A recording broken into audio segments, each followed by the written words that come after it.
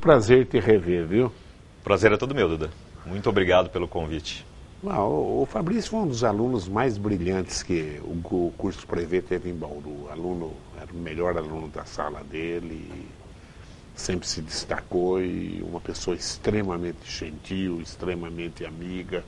E faz tempo que eu não vejo o Fabrício, sempre tive por ele um carinho especial pelo cavalheiro que ele é e pelo profissional competente que ele tem demonstrado na frente da Justiça Federal.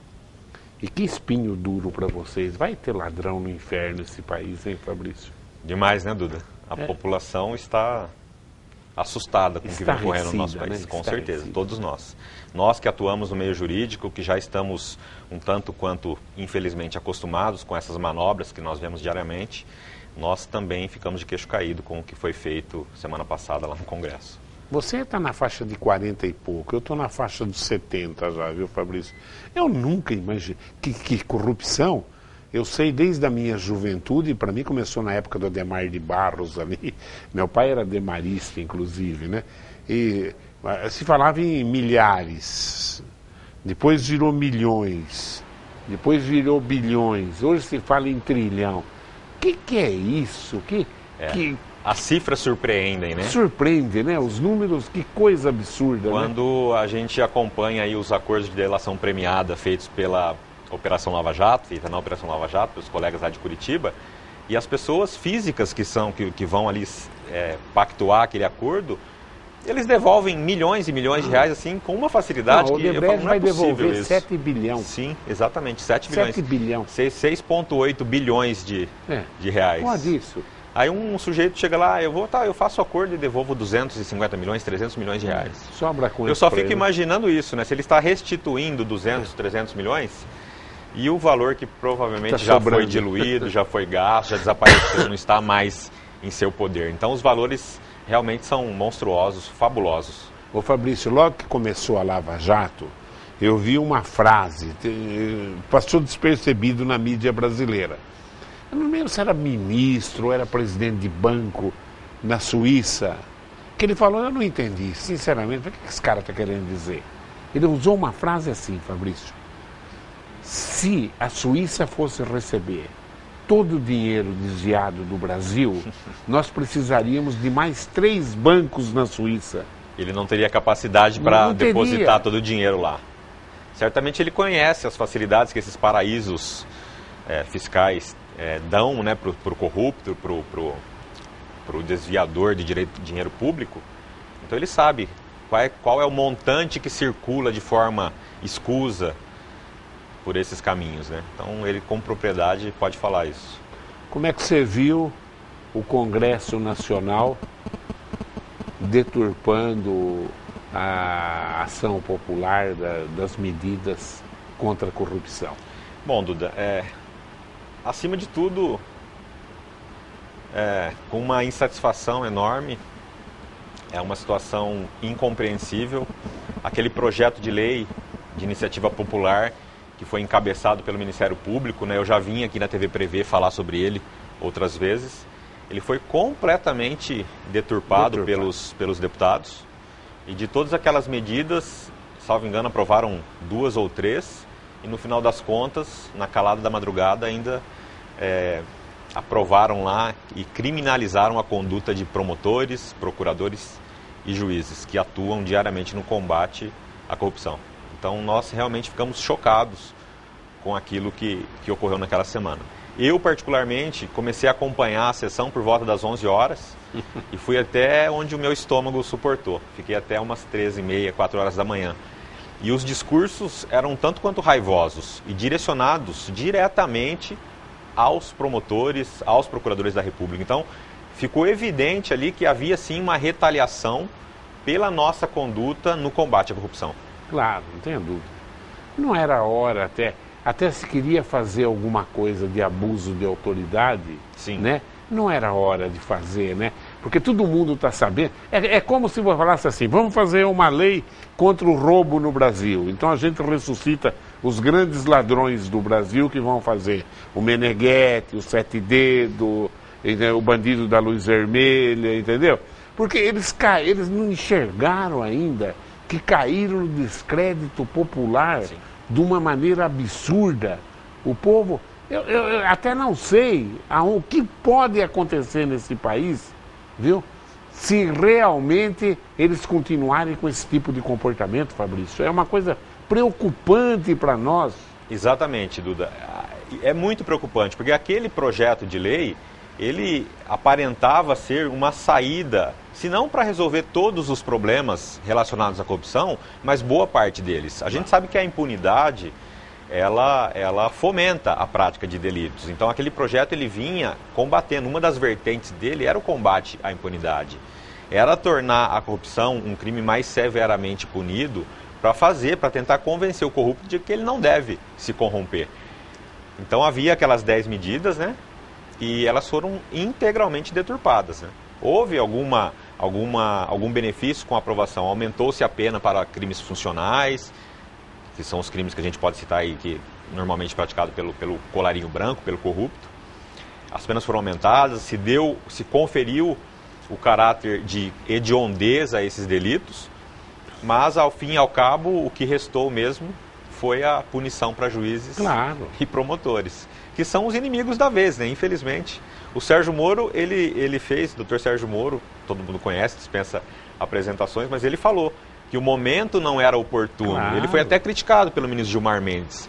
Mas ele falou, por que não é oportuno? Não que não haja outras operações policiais, mas fazer esta mudança legislativa no atual momento histórico que o país atravessa, não era hora, porque vai ficar evidente que qualquer medida adotada contra os procuradores, contra os promotores e juízes, ela seria uma vingança, uma retaliação pela conduta escorreita que nossos colegas estão claro apresentando. Isso pra população, sim, né? ficou evidente. E não foi por outro motivo que a população foi às ruas. A população já está absolutamente cansada de ver esses desmandos, esses abusos que são cometidos.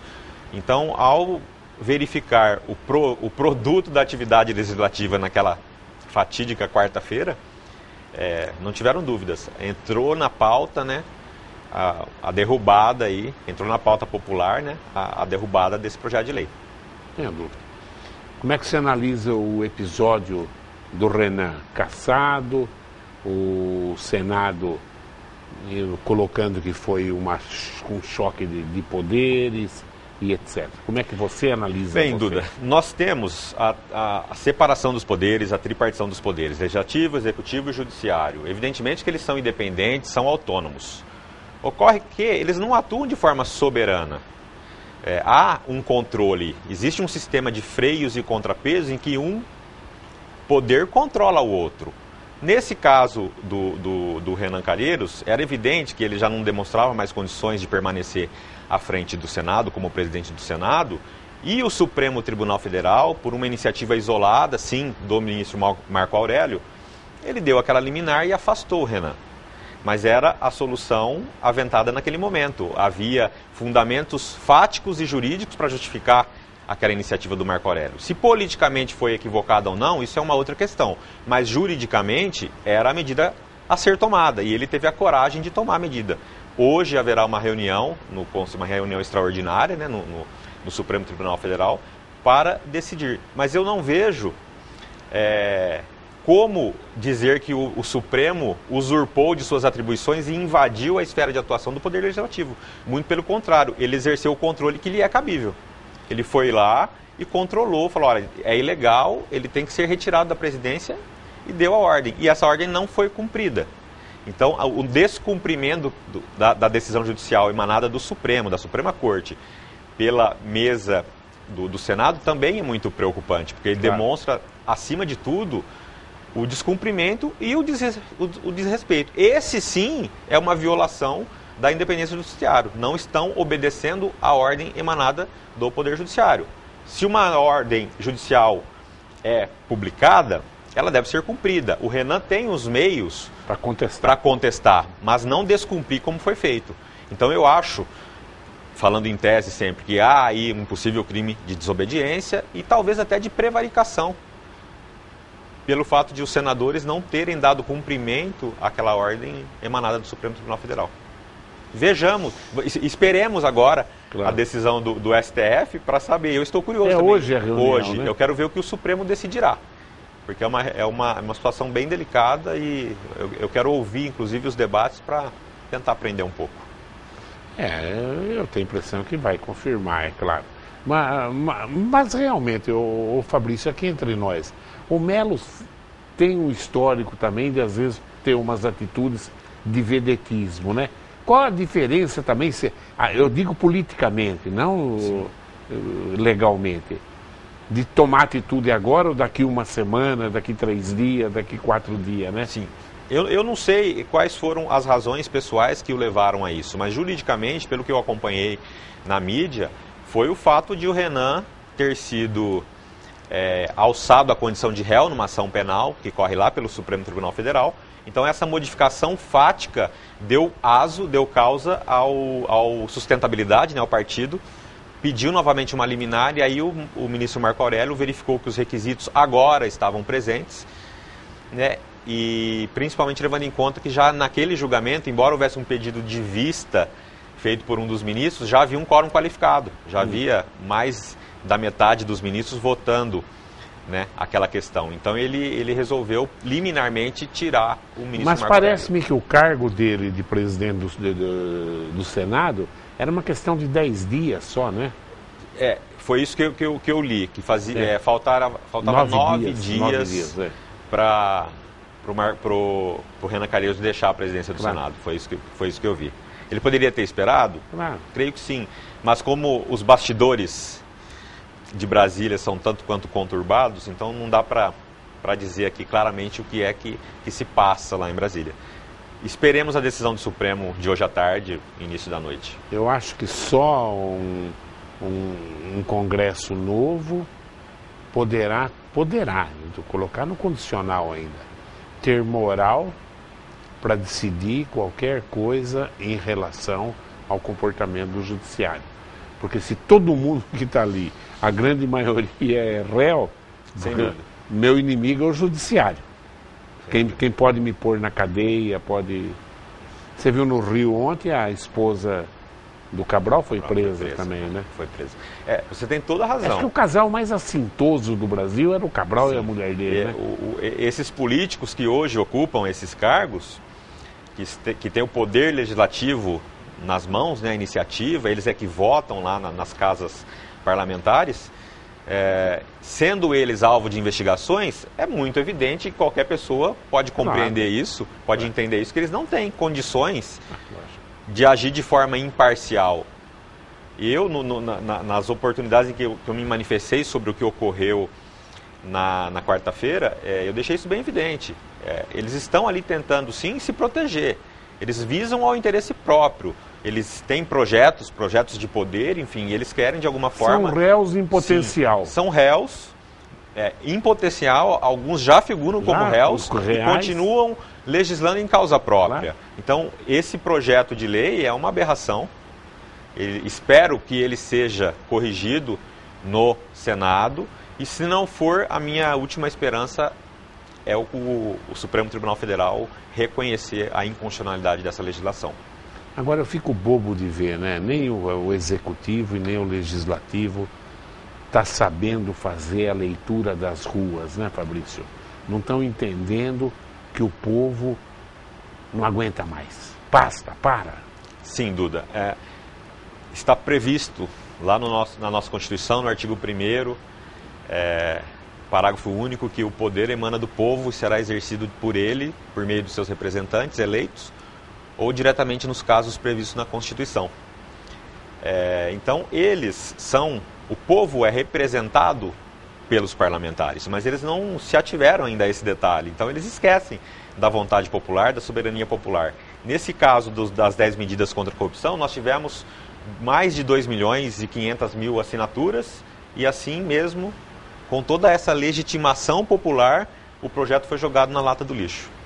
E sobreveio aí, remanesceu aí a incriminação de promotores e juízes. Então eles não estão lendo corretamente a vontade da população.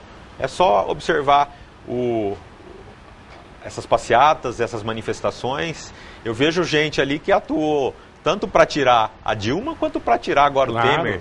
Eles participaram levantando faixas, cartazes, pedindo o impeachment da Dilma, e essas mesmas pessoas hoje, elas pedem a saída do Temer, a queda do Temer, demonstrando que a insatisfação não é com o partido A ou com o partido B, é com a política em si, é com o estado das coisas. Eu acho que tirar o Temer agora é um desastre para o país, para a economia.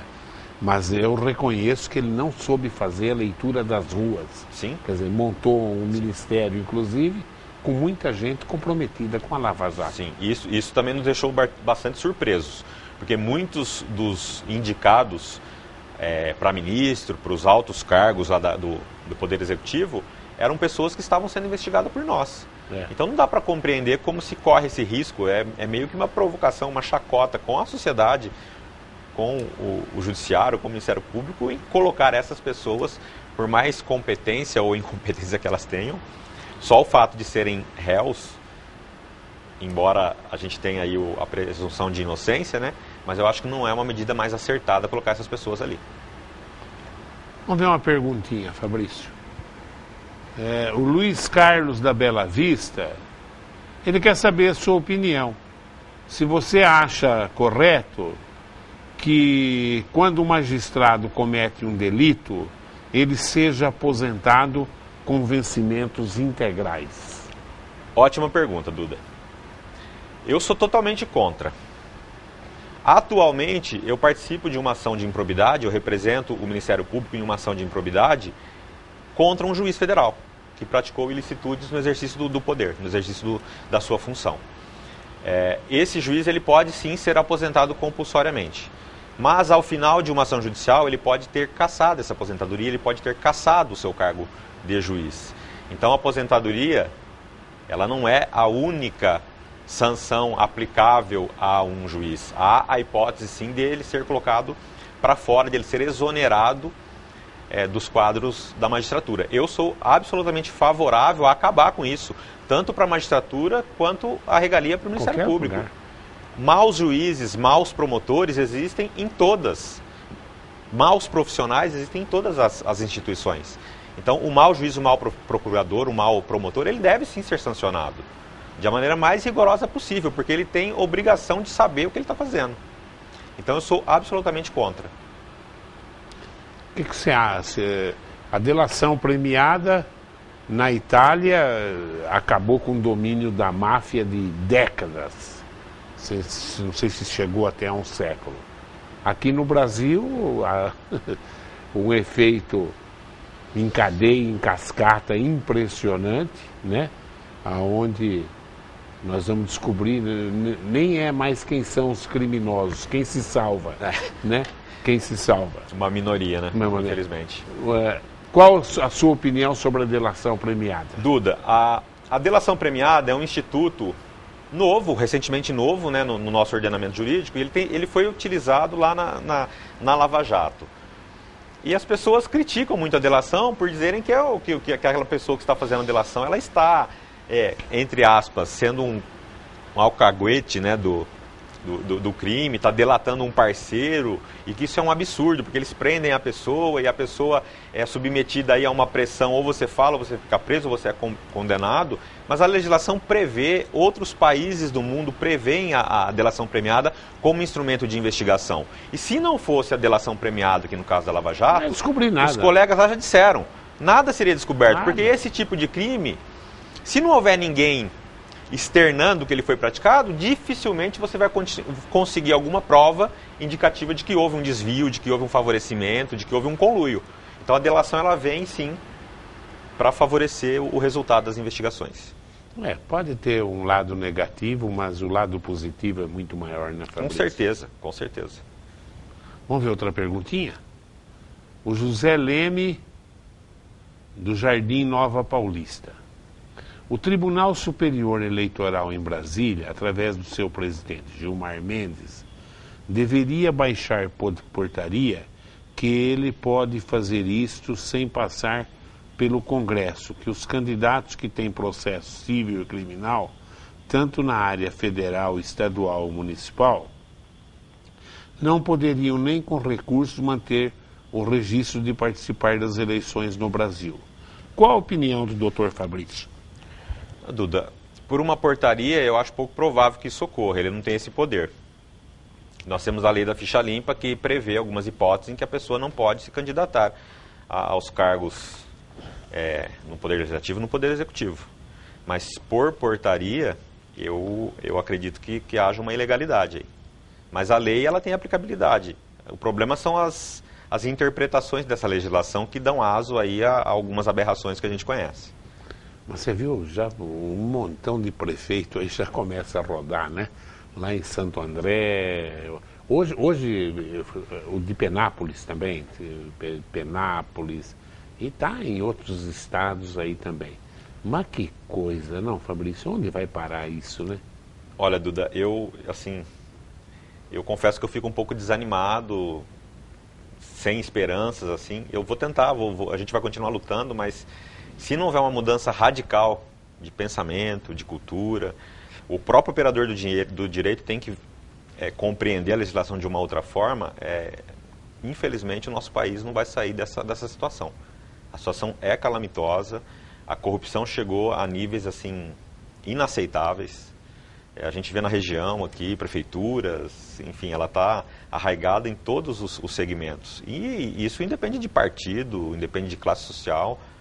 A gente vê diariamente esses escândalos aparecendo. O senhor mencionou hoje que em Penápolis, né, estourou uma operação lá, semana passada acho que em Ribeirão Preto. Isso é reflexo dessa cultura de que a corrupção vale a pena, ninguém é punido. Por isso é que o projeto das 10 medidas, ele se mostrava como uma solução para esse mal. Porque ele tornava mais rigorosa a sanção penal, ele dificultava o uso de estratégias para protelar o processo, ele mexia com a prescrição, ou seja, ele tornava a persecução penal muito mais efetiva. Só que agora, com a derrubada desse projeto, todos esses anseios da população, né, tudo aquilo de bom que o projeto tinha, algumas coisas sim questionáveis, mas passíveis de discussão, de aprimoramento, mas com a reprovação, com a alteração integral desse processo, desse projeto de lei, infelizmente uma das nossas esperanças, ela acaba sendo descartada. E que consequência, né? Você vê, o Rio, Minas e o Rio Grande do Sul já estão quebrados. E segundo dizem, mais 70% dos estados vão quebrar. E lá no Rio você vê aquela convivência do crime organizado com os políticos, né? Eu tive há 2, 3 meses atrás no Peru e tive com os empresários da Colômbia. Aí eu perguntei como que o Pablo Escobar era protegido pelo povo no modo geral. Então ele me narra o seguinte, Fabrício. Ele fala assim, olha, os políticos na Colômbia, tudo corrupto, ele dizendo. E o Pablo Escobar era o cara que realmente atendia o povo. Quer dizer, o cara precisava de uma ambulância, era ligar e uma ambulância. Precisava de um médico, precisava... É o que acontece no Rio. É isso que eu ia falar. É o que acontece no Rio. Ele substitui o Estado. Claro.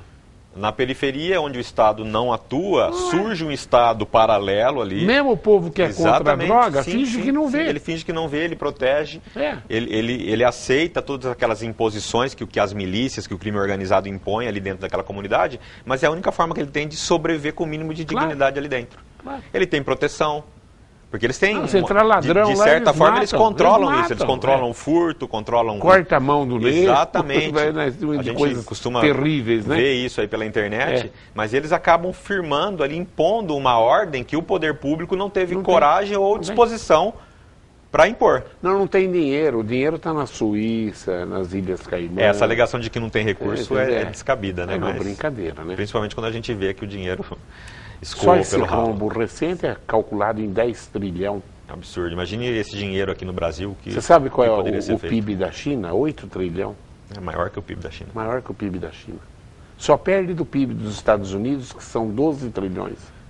Duda, espero que as novas gerações mudem o seu pensamento, né? O problema é a sobrevivência até lá, viu, Fabrício? Mas a gente vê, esses dias discutíamos isso na Procuradoria, lá entre os funcionários. Quando você vê um político, esses mais antigos, que têm um passado extremamente aí, comprometido, ruim na política, Quando eles saem do poder, eles conseguem alçar um filho, um sobrinho, um neto ali, alguém que os substitua. E aquela forma, aquele procedimento, aquele modus operandi continua sendo executado ali de geração para geração. É isso que precisa mudar. Tem que colocar gente honesta ali. Conversei com um político, não citarei o nome, claro, até por respeito a ele, mas ele disse para mim, eu não entro mais nisso, porque eu não nasci para viver esse ambiente. Eu não aqui o censuro pelo que ele falou, mas eu fico assim, um pouco ressentido com o fato de ele ter desistido exatamente porque ele não conseguiu convencer ninguém a agir de forma diferente. Não digo que isso ocorre com todos os políticos, muito pelo contrário, há gente muito boa nesse meio, mas ver um sujeito do bem, de boa índole, de caráter, dizer que não quer mais participar disso, exatamente porque se sentiu... Tem muita gente que não entra em política, sim. Né? Vamos ver mais uma perguntinha? O doutor Pegoraro, não sei se você conhece o Eduardo Pegoraro. Prezado doutor Fabrício, foi revoltante ouvir o ministro Gilmar Mendes ao insinuar que a relação de assinaturas apoiando as 10 medidas contra a corrupção teria sido produzida, colocando dúvidas sobre a legitimidade de mais de 1 bilhão de brasileiros indignados com a situação de intocáveis dos políticos brasileiros. Ele chegou a dizer textualmente: em São Paulo consegue-se 300 mil assinaturas da noite para o dia, bastando contratar o sindicato dos camelôs para tanto. Nossa, ele falou isso? Ficamos indignados, pois nos associamos ao Ministério Público e fomos 2 vezes conscientizar a população a coletar suas assinaturas de apoio. Lamentável. Engenheiro Eduardo Pegoraro. Conheço o Eduardo. Estivemos aqui juntos, né? Discutindo as 10 medidas. Ele participou desse processo de coleta das assinaturas e ele sabe bem. A população deve saber. Quando as assinaturas foram colhidas, nós pedíamos o nome, o título de eleitor, porque isso é indispensável, nome da mãe, data de nascimento, todos os dados eram colocados e a assinatura. E tudo isso era conferido. Então não adiantava você chegar ali e inventar um nome, inventar um número de RG, de título de eleitor, para simular que um cidadão estava assinando. Tudo isso foi devidamente auditado e nós chegamos ao surpreendente número aí de 2.500.000 assinaturas. Então dizer, como o ministro disse, que aquilo aí foi fraudado, causa sim indignação. Eu costumo dizer, quando eu sou alvo de críticas, professor Duda, que as pessoas que me criticam, normalmente elas me medem com a régua delas. Claro. Então talvez seja isso que esteja acontecendo. Mas uma coisa, a gente que é da população civil, viu, Fabrício, tem que reconhecer. Esse antagonismo no Supremo entre alguns ministros, a responsabilidade disso é a maneira que o Supremo é formado, né? Sim. Com indicação política e etc, né? Sim, exatamente. Esse é um problema, é uma das pautas, né, da sociedade que foi às ruas aí, é a revisão aí dessas nomeações, porque indiscutivelmente há uma nomeação política. As pessoas que têm mais afinidade com quem está no poder, essas pessoas acabam sendo beneficiadas com essas nomeações. Eu não estou dizendo que essas pessoas não têm capacidade, mas eu acho que você deve escolher um profissional para exercer o cargo pelo conhecimento, ainda pela experiência, pela Supremo, capacidade, né? não pela ideologia política, pela afinidade com o governante A ou B. O Reinaldo da Vila Falcão, o Reinaldo, se eu não me engano, é engenheiro. Boa tarde ao professor e aos convidados. A Constituição diz que todos são iguais perante a lei. Porém, o acesso ao judiciário mostra que isso não é verdade. O cidadão não tem condições de contratar um advogado no juizado especial civil e não pode mandar sua ação para o Supremo. E aquele cidadão que precisa da Justiça Federal não tem defensoria pública em Bauru para representá-lo. Como o senhor vê isso, para que seja resolvido futuramente, o cidadão possa ter acesso à justiça? Ok, é verdade. Em Bauru, nós não temos Defensoria Pública da União, como nós não temos Defensoria Pública da União em várias subseções judiciárias. Mas o fato de não ter a Defensoria Pública da União não significa que as pessoas estão sem assistência judiciária. Existe um convênio firmado pela OAB, eu vejo isso diariamente lá na Justiça Federal, todo o processo em que a pessoa responde e ela não tem, responde ao juiz que ela não tem um advogado, e é nomeado imediatamente um profissional capacitado, designado pela OAB. Então eu trabalho com dezenas de advogados que atuam representando essas pessoas que não têm condições. No juizado especial, nós temos um diferencial. Para você ajuizar uma ação lá, você não precisa de advogado. Só que na fase de recurso, se você perder a ação, eu quero recorrer, aí você precisará de um advogado. Nesta hipótese, se você não tiver condições de contratar a própria OAB vai te ceder. Esse convênio permite que um advogado represente essa pessoa e esse advogado é custeado pelo Poder Público. E a OAB faz bem esse papel? Com certeza. O doutor Alessandro, meu amigo, faz isso muito bem. Existe um rol de advogados que se voluntariam a trabalhar lá na Justiça Federal e diariamente estão lá dividindo conosco as cadeiras lá nas salas de audiência. Então eu vejo isso todos os dias. Me causa surpresa esse senhor dizer que não teve acesso, porque o acesso ele é garantido. Quando não precisa de advogado, você chega lá no juizado, tem um funcionário capacitado, treinado para ouvir o problema, escrever a petição, colocar no sistema que ela é analisada posteriormente pelo juiz. Então, acesso há. Cirineu Ferraz. Boa tarde. Minha pergunta, doutor Fabrício, é sobre a morosidade das autorizações das rádios comunitárias, muitas vezes motivadas por interesses políticos, contra a democratização dos meios de comunicação. Como que o Ministério Público vê isso, doutor? Cirineu Fedriz, salvo engano. Né? Fedriz. Cirineu Fedriz é um rapaz que a gente conhece lá na Justiça, advoga lá, inclusive. Ele teve um problema envolvendo uma rádio comunitária. Eu não sei exatamente quanto tempo levou, Duda, mas eu acredito que deve ter passado aí de 10 anos, 10, 15 anos. Loucura. Depois ele pode até confirmar aí por e-mail. E ele vinha sendo processado sistematicamente porque ele insistia.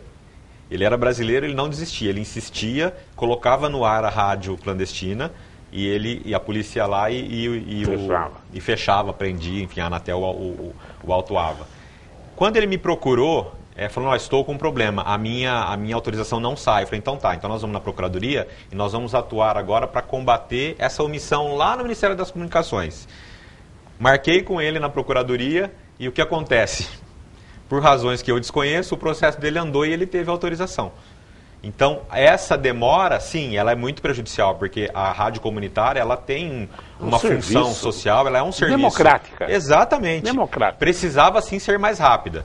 Mas para a gente atuar nisso, a gente tem que ter informação, tem que ser procurado, porque eu também não tenho conhecimento de todas as hipóteses. Claro. O Cirineu, a Procuradoria sempre esteve de braços abertos, de portas abertas, nós sempre o tratamos com muito respeito e a situação dele foi corrigida a tempo, mas há outras na mesma situação. Muito bom. Fico feliz. O Pedro Valentim vem aqui, ó. Pedro Valentim. Primeiramente, nosso apoio à Operação Lava Jato e às medidas anticorrupção do Ministério Público. Pergunto.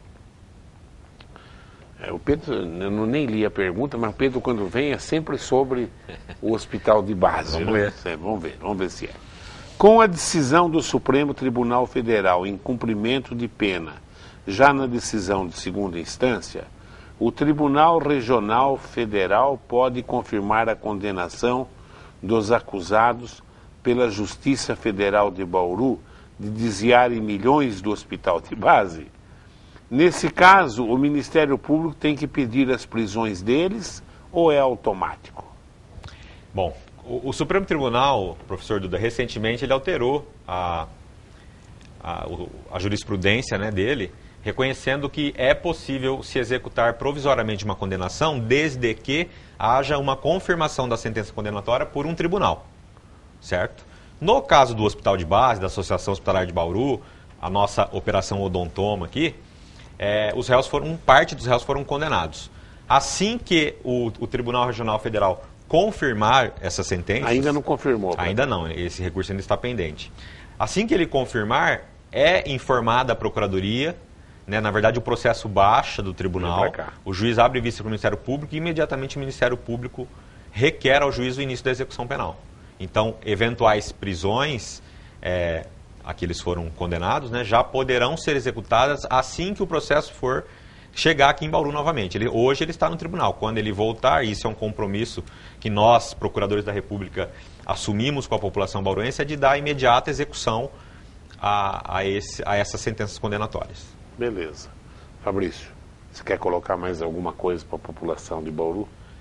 Bom, Duda, em relação especificamente em relação às manifestações populares, o que eu tenho a dizer é que esse projeto de lei, da forma como ele foi aprovado, ele significa um golpe ao Ministério Público, ao Judiciário, que visa única e exclusivamente tolher, restringir a autonomia e a independência desses poderes. Todos sabem da relevância do Ministério Público, da forma atuante com que combatemos o crime, a corrupção. Então não dá para aceitar que o parlamento haja dessa forma. Então o Ministério Público, que sempre se mostrou um parceiro da sociedade, que sempre lutou em prol da sociedade, clama hoje que a sociedade também ajude o Ministério Público e abrace a nossa causa. Eu acredito que essas manifestações, elas podem sim surtir efeito, elas podem desencadear aí uma mudança de postura no parlamento e o Senado, de olho no que acontece nas ruas do Brasil, mude esse projeto e traga algo mais factível, algo que não vise única e exclusivamente prejudicar e sancionar os profissionais, as autoridades que atuam diariamente no combate à corrupção. Esse é o meu apelo. Fabrício, é um prazer receber você aqui. Eu é que agradeço. Prazer é sempre meu. O meu apelo, viu, Fabrício, que o Executivo, o Legislativo e o Judiciário saibam fazer a leitura das ruas, porque meu maior medo é esse país cair outra vez num regime de exceção. Aí não vai beneficiar ninguém. Não é, às vezes, nem quem é que toma a primeira atitude para um regime de exceção, são até pessoas bem intencionadas. Mas do mesmo jeito que se aproximou no parlamento essa corja de bandido, também, se for uma ditadura ou de direita ou de esquerda, também vão se aproximar aqueles que gostam do poder. Não tem, por mais defeito que tenha a democracia, não existe em lugar nenhum do mundo uma coisa melhor do que a democracia, né, Fabrício? Certamente. A democracia acima de tudo. É isso aí, né? Amanhã, lê o Jornal de Cidade amanhã, que a sua escola, o Prevê Objetivo, vai publicar 250 alunos aprovados na primeira fase da FUVEST de Bauru, viu? Que bacana. Você que teve sua fotografia. Eu já passei por isso. Já passou por isso? Eu passei por isso, Duda, lá em 93, 94, claro. E eu digo aqui da importância que o Prevê Objetivo teve na minha formação de caráter, no meu conhecimento, que me permitiu alçar voos tão altos aí e ocupar hoje o cargo aqui de Procurador da República. Você é um orgulho para a escola e um orgulho para Bauru. Muito obrigado. Eu agradeço a sua audiência e continue aí ligado nos horários alternativos da TV Prevê. Vai trabalhar, porque se você achar que político vai resolver a tua situação, não vai resolver de jeito nenhum. Tchau.